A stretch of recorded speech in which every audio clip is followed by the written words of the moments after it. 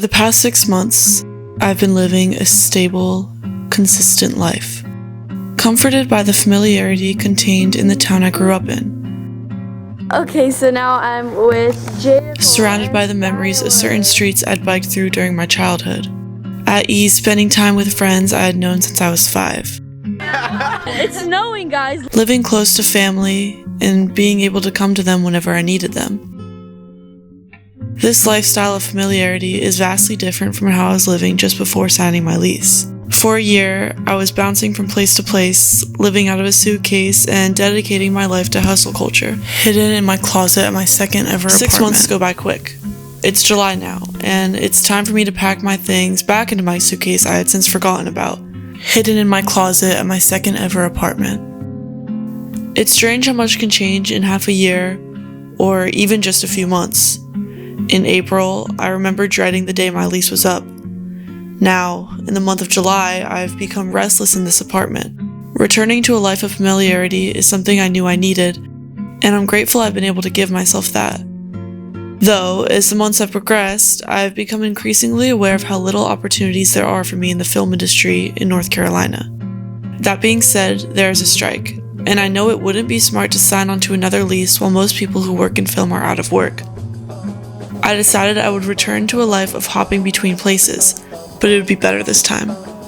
I hoped. Today is July 17th, and I'm 2 weeks away from moving out of my apartment.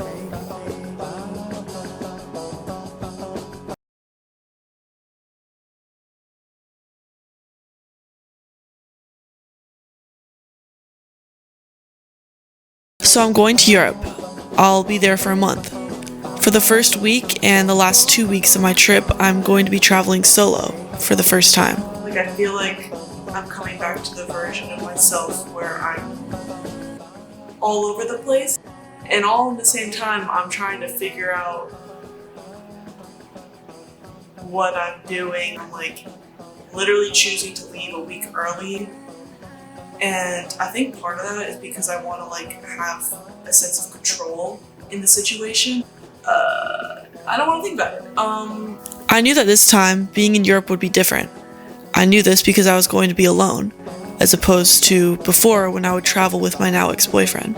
I had the option to not travel solo, but that would mean I'd have to fly out to Europe later and leave sooner, which I didn't want. With this in mind, I still knew that traveling solo would be a challenge, but I wanted the challenge. I wanted to be able to come back home having grown from my experience. Okay, we are full-on vlogger mode status. This is a crazy. I just flew in here today, this morning. Right now, I am solo traveling. I don't want to alert people of that so far. It's been moderately, there have been a couple instances of interestingness. I'm just gonna call it that. Like, for example, today, I came to Venice. I was sitting at a restaurant alone. I don't mind sitting alone. I opened a book, started reading it, and then a man behind me said, "Hey, do you want to sit with me?" Because he was also sitting alone. And my first instinct was no. At the same time, I was like, Gianna, you're in Italy. Maybe he's asking you this as like a yes theory, in a yes theory way, like, oh my god, let's connect, people need to talk to people, let's socialize. That wasn't the case. Throughout my trip, I was able to gain perspective and grow trust within myself. The only person I relied on was me. I had to figure out how to get to the next city. I had to be social and make friends for myself. I had to make my days in each city worthwhile. And yes, I was here for work, but I chose not to vlog that because really, this video isn't about that. The last time I was in Italy was May of 22, and I went with my boyfriend at the time. It was April of 22. We were there the entire month, and I was able to see my Nona, who I hadn't seen in years and years and years. It had been so long, and when I finally saw her, I literally just started crying. She really connected me to a part of my family that I didn't know too well at all. She was the one who would teach me Spanish over the phone and try to teach me Italian. It was hard to learn two languages at the same time. She was born in Mexico and then she moved to Italy to become a nun. What? That didn't work out, obviously. Still, she loved Italy, so she stayed here. And when I saw her last, I was speaking with her in Spanish for so long, like the entire time, and I didn't know it at the time, but she died while I was in Italy. Like, literally, she died the day my flight departed from Italy back home. Because I was in Italy for a month, and my plan was always to come back and see her the last week. And she just wasn't answering my texts, wasn't answering my calls. I had no other person from that side of the family to contact to see what was going on and where she was, and because I didn't know what to do. I didn't know where I could meet her, and I tried, but I didn't, and I didn't find out until long after the funeral that she died, and it was the day that I flew out. And apparently she was sick like that whole last week, and it is so unfortunate that I had no idea. Especially because I'm pretty sure there were people who knew I was there and who knew how she was doing and could have told me so I could have seen her, but that didn't happen. And whatever. A big part of me always thought that I would take a while to come back to Italy because of my Nona, because I felt like coming back and not being able to see her would make it feel more real that she's gone. I love Italy. I love my Nona, but I wish I could see her. Change sides whenever you feel is right.